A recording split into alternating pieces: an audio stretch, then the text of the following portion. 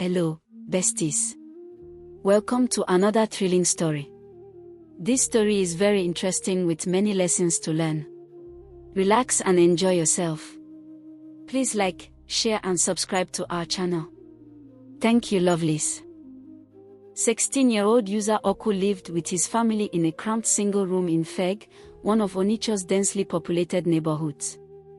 Life was so difficult that they often ate only once a day, sometimes just gari and water mixed with salt and pepper, or plain sugar when times were really hard. His mother, Mama User, sold vegetables at Onitsha main market, but her daily profit rarely exceeded 800 naira, barely enough to feed their family of 5. His father was a bricklayer who could go 3 months without getting a contract, earning only 1,200 naira on the days he found work. User had become a man too early, carrying the weight of his family's survival on his young shoulders.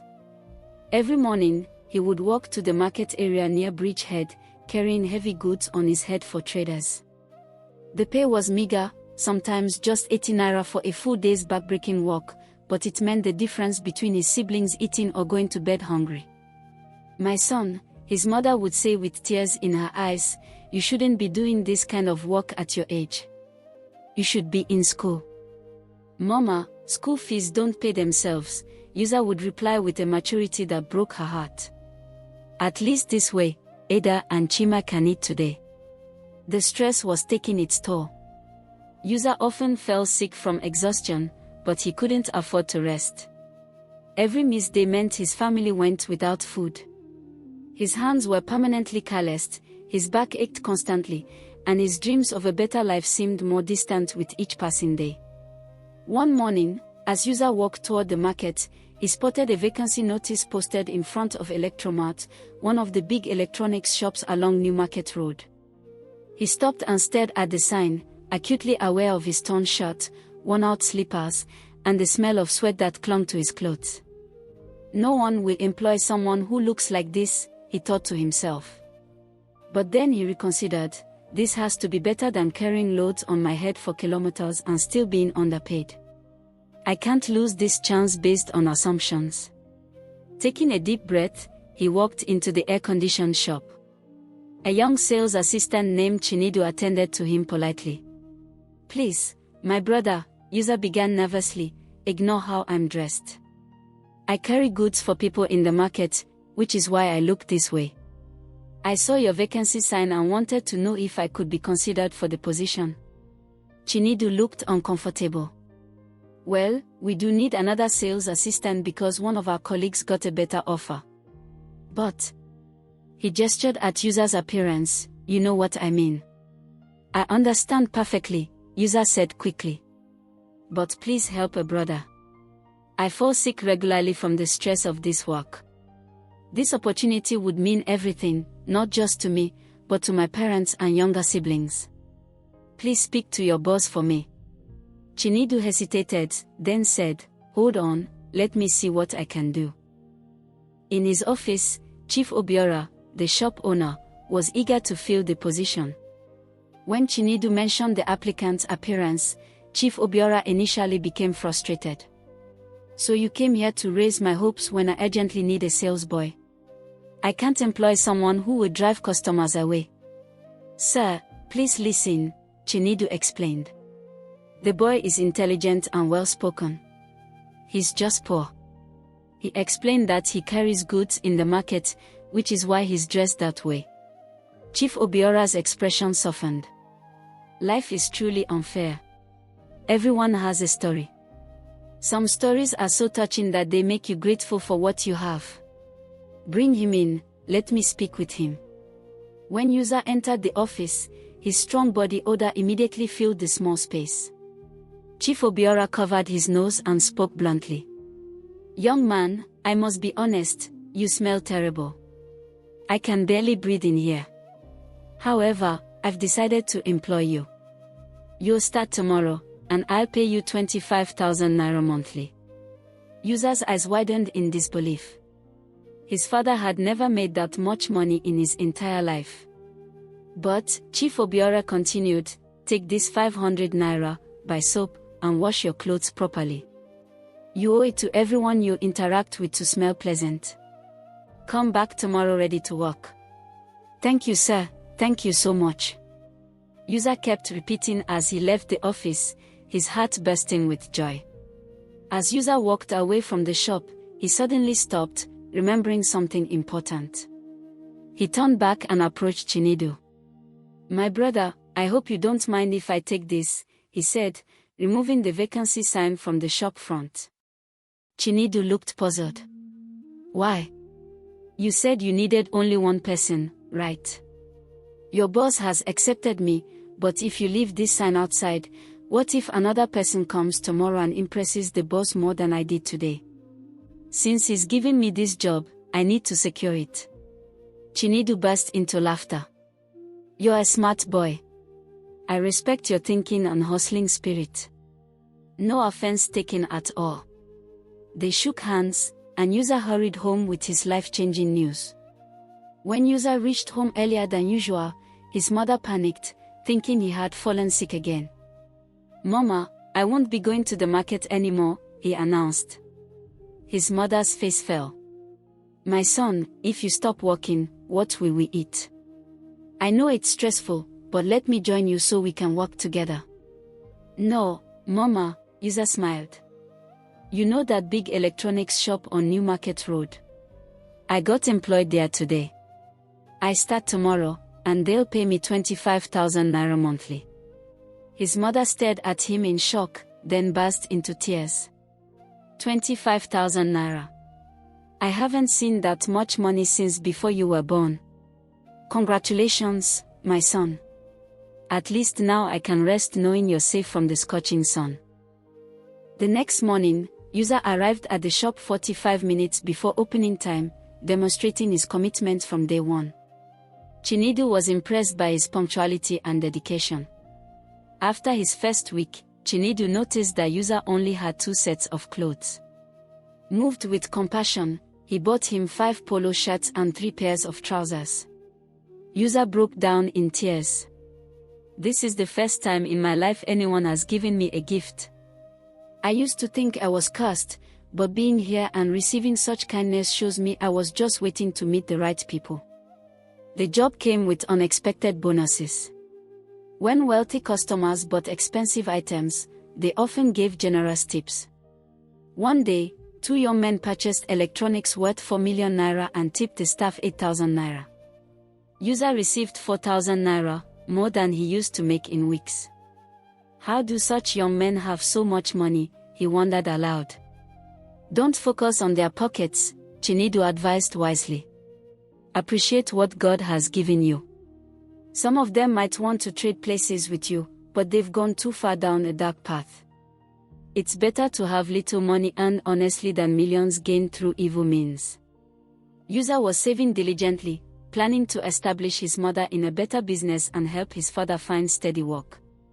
But crisis struck when his father fell from a construction site, breaking his waist. All of User's 6 months of savings went to hospital bills. When the same wealthy young men returned to buy electronics worth 5 million naira, User's desperation overcame his better judgment. He approached one of them outside the shop. Brother, I admire the lifestyle you're living. My father is hospitalized and I've spent all my savings. Can you show me how to make money like you do? The young man's expression grew serious. You see me spending money and wearing designer clothes, but deep down, I'm not happy. I wish I could be like you. The cost of this lifestyle is very expensive, I could be killed at any moment. Whatever the cost, I'm ready to pay it, User insisted desperately. After being asked 3 times if he was sure, the young man finally gave him an address to meet the next day. When User returned to work, Chinedu noticed the desperation in his eyes and called him aside. I'm 26 years old, Chinedu began. Your family's poverty is nothing compared to what mine was. I once walked the path you're considering, joining those who make money through dark means. It destroyed everything I loved. My mother died from the stress, my family scattered. Brother, there's nothing satisfying on that route. But User's desperation had consumed his reason. I appreciate your concern, Chinedu, but my father is dying. I can't watch him die while I have a chance to save him. Please, don't go to that address, Chinedu pleaded. Find another way. But User had already made up his mind. That night, he didn't return home. Instead, he went to the address and was introduced to a secret society that promised wealth beyond imagination in exchange for his loyalty and participation in their rituals. He was told that he would sleep in a mortuary for 3 nights. On the first day, User was very scared. He sat down inside the mortuary wondering what could befall him if he chooses this path. His heart was beating very fast, his head was pounding with sweat over his face. He remembered what his mentor who led him to this path told him during their meeting: every man has a choice to get wealthy, but only real men do the needful. Poverty is a curse that only fools embrace. User decided to sleep that night and was surprised that he was okay by morning. At the shop, User ignored all attempts by Chinedu to know if he attended the meeting or not. He would pretend to be very busy and sometimes divert the discussion. He would lie to his parents that his boss was throwing a big party and all his boys stayed behind to help with arrangements and spend the night over there. On the 3rd day, his mind was already made up. User slept in the mortuary with ease, although he felt something entered inside him in his sleep, but he ignored the feeling and was anxious to see what happens next with his financial standing. Within weeks, money began flowing into User's accounts through illegal schemes, internet fraud, money laundering, and other criminal enterprises orchestrated by the group. He moved his family to a better house in GRA, bought his mother a car, and paid for his father's treatment at the best hospitals. "Where is all this money coming from, my son?" his mother asked, worry evident in her voice. "Business is booming, Mama." "Don't worry about it," User would reply, his conscience already beginning to harden. But the money came with demands. The group required absolute loyalty and participation in increasingly criminal activities. User found himself involved in kidnapping schemes, bank robberies, and violent confrontations with rival groups. Each crime made the next one easier. His personality changed dramatically. The gentle boy who had worked to feed his family became cold, paranoid, and violent. He began seeing enemies everywhere, even within his own family. As User descended deeper into criminality, paranoia consumed him. He became convinced that his family members were plotting against him or would expose his activities to authorities. In his twisted state of mind, he saw them as threats to his newfound power and wealth. Over the course of several months, tragedy struck the family repeatedly. His younger brother Chime died in what appeared to be an accident. Then his sister Ada. His mother fell seriously ill from a mysterious ailment. His father, despite the expensive medical treatment, continued to deteriorate. The community began to whisper. Too many misfortunes were befalling one family. Some suspected User's involvement, but his wealth and connections protected him from immediate consequences. Chinedu, now managing his own shop, watched in horror as his former friend transformed into someone unrecognizable. "What have you become, User?" he asked during one of their last conversations. "I became what I needed to become to survive," User replied coldly. "You chose poverty. I chose power." The end came when User, now completely consumed by the group's influence, was tasked with the final initiation, something that would cement his position as a leader. The target was a young orphan from his old neighborhood, a child whose disappearance might go unnoticed. He remembered Amoka, the daughter of a carpenter who lost both parents in a fatal accident 4 years ago, would be a good target. That evening he drove his car to their compound and waited patiently for her to come out. When she finally did, he called her name. "Amoka," User beckoned. Uncle User." She responded innocently with a huge smile. "It's been a long time. Oh, how is Mama and your siblings?" "Everyone is fine, Amy baby. You are all grown up now," he said, staring at her. He invited her to his car, but she refused to enter. "I am going to the nearby store to get something for my auntie," she said, almost ready to leave. User tried to stop her and kept insisting she follow him. When he noticed she was not cooperating, he decided to grab her and force her inside his car. Unknown to him, some group of boys were around observing the situation. They rushed into the scene and tried to interrogate them. "Why are you forcing her into your car?" asked Ike, the eldest among them. User could not respond. He was silent for a bit and tried to offer them money, but the boys rejected his offers and took him to their community police station. After thorough investigation and interrogation, User was found guilty of kidnapping. He was asked to produce his fellow gang members.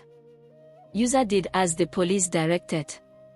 In the ensuing confrontation, several group members were killed, others captured. User was arrested and charged with multiple counts of murder, kidnapping, fraud, and conspiracy. The evidence against him was overwhelming: financial records, communications, witness testimony from survivors of the group's activities.